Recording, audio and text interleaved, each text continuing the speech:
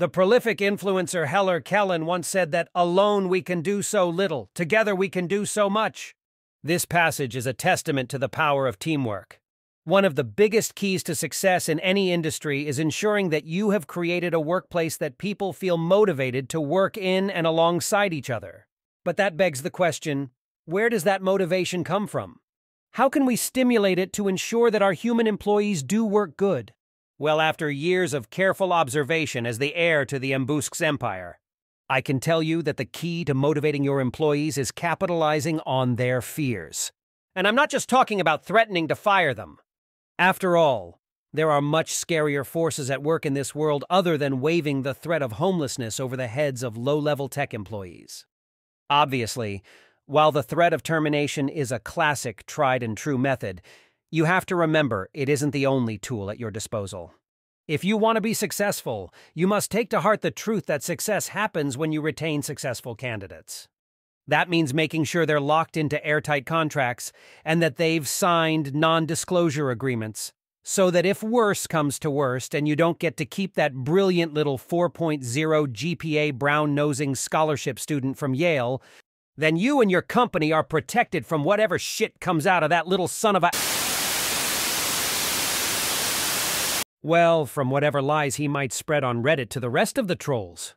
But even beyond firing, NDAs, and airtight contracts that prevent employees from being able to leave for at least 4 years or however long it takes for their projects to be completed, you have many tools at your disposal.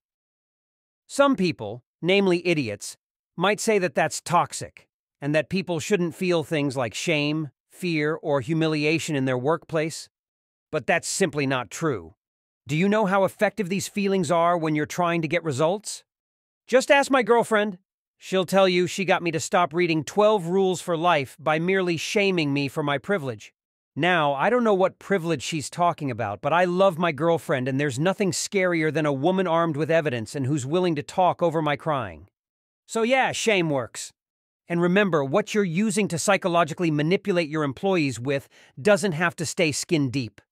You can really get results by homing on their deep-seated insecurities.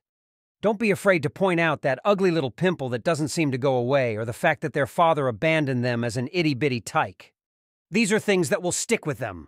As long as you aren't touching on the real things that bother them, like the fact that they've always known they were a little ugly on the outside because their mother told them that at a young age, or maybe that it wasn't just that their father left them, but they're emotionally crippled by the agony of knowing that their mere presence is so unbearable, he had no other choice but to flee. The point is to make comments that are small and rude. These are the kind of comments that will highlight their insecurity instead of your cruelty. Before I round out this talk, there's one last thing that you need to know. When you get the results you want, it's important that you commend them for it. Let them know that they're doing a good job. Let them take pride in the mind games they're playing in your honor. That might take the form of laughing along with the jokes they make about their project partner at the water cooler, or inviting them out to play golf. This reaffirms a culture of success by letting your employees know that there is a way to do well. And that's to stay motivated so as to escape the consequences of their own flaws. And obviously, don't be afraid to humble them a bit every so often. It's important that your workers know that even the tyrants among them can fall. Mbusque's out.